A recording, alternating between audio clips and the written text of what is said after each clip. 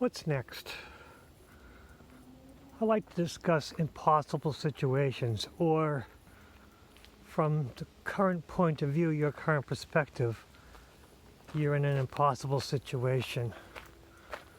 One example is a few years ago, it's probably like 5 or 6 years ago, I was laid off, and because of a glitch in the unemployment system, I was not paid my unemployment for 2 months. And I had to tell my mortgage company that I was in trouble, that I couldn't pay my mortgage, that I had a nest egg. And unfortunately, because of the unemployment system, had not paid me and kept saying that it was a computer glitch and that they would pay me, that I have no money to pay my mortgage. And once I called the mortgage company, they were very understanding because I always paid my mortgage, and they just asked for a letter from my being laid off, at which point they applied the 2 months previously, which I had been paying, because like I said, I had a nest egg, and they used that as, good faith, and put me on a system where I paid, I think it was $30 a month for like 3 months until I could get back on my feet, because I understood that even once the unemployment kicked in, I would still be, treading water. But I was terrified that I was going to lose my house, but because I was in an impossible situation and I had no way of paying my mortgage, that they understood. And $30 a month for 3 months was pittance, but it was a little difficult because they didn't have money at the time, but things worked out. Things always seem to work out if you play your cards right. So sometimes you have to just present, and you can't go to them upset. You have to go to them, explain the situation level-headed. There was one situation in my life that resolved because I used a level head. Other times that when you're on a group project where fortunately the other members of the group are not pulling their weight, and somehow everything falls to you because you're the head of the project, so you're kind of the responsible party,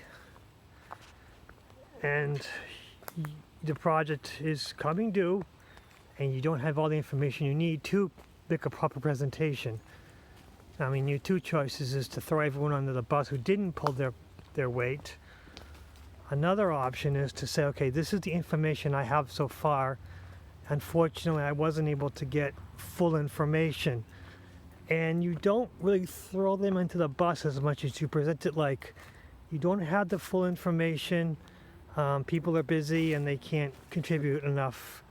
And you can present it in a very much understandable way, that you did the best you could with the information that was provided, without actually putting them to the mat. It's a balancing act.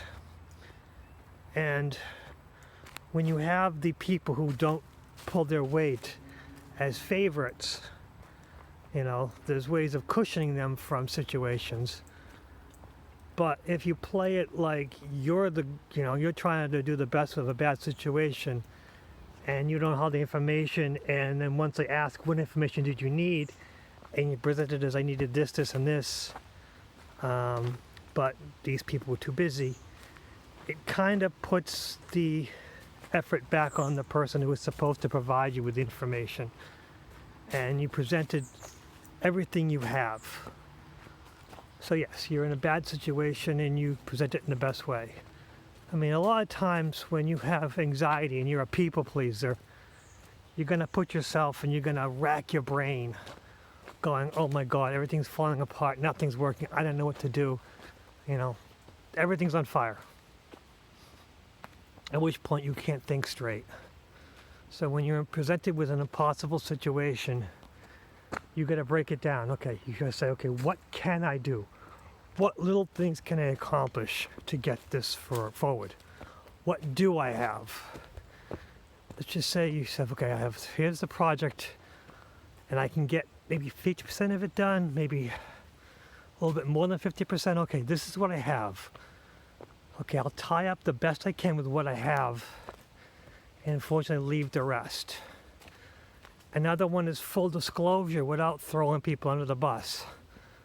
You got to present everything off with a very level head. You got to say things without outing people, but supplying information that if someone wants to do an investigation of why you couldn't complete your task, it becomes evident. It's one of those things where you're the level head. Level-headed people are very difficult to be upset with, except for by unlevel-headed people. And at the end of the day, if your projects are failing and you're doing the best you can, and you have a big fear of being fired or laid off, because you presented things the best you could, provided all the information, so when the axe is dropped, honestly, it might be the best thing for you. Sometimes when everything falls apart, it might be your best opportunity. I mean, when I presented with difficult situations with work, I realized that if I am let go from a position, I have plenty of opportunities to find a new position. Sometimes they may not be as good, but it might be in my best interest when things are not looking too good. It might be a sign of the stars to tell me, hey, you should start polishing up your resume. Not so much sending it out, making it active, but case of example, if you polish up your resume on LinkedIn, every time you do anything on LinkedIn, it notifies everyone in your, connections.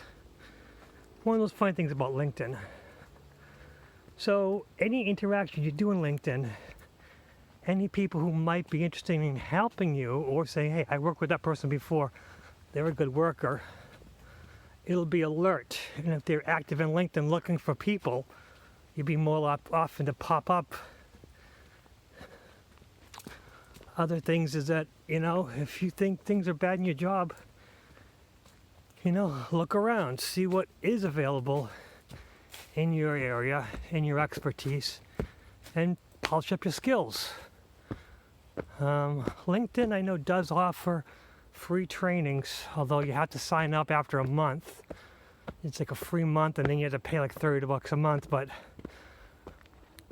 let's just say you do the free trainings, they still pop up attached to your name. You don't get an official PDF of your certificate, but it still pops up in LinkedIn.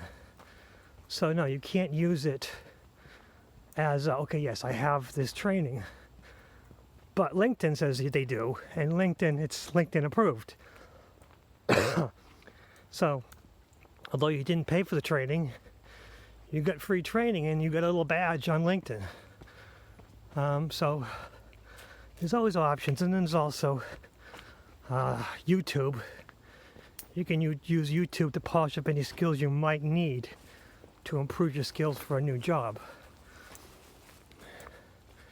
I mean, although this is job-centered, it's kind of what my focus is right now, because I'm giving myself anxiety about my current position and where I'm at.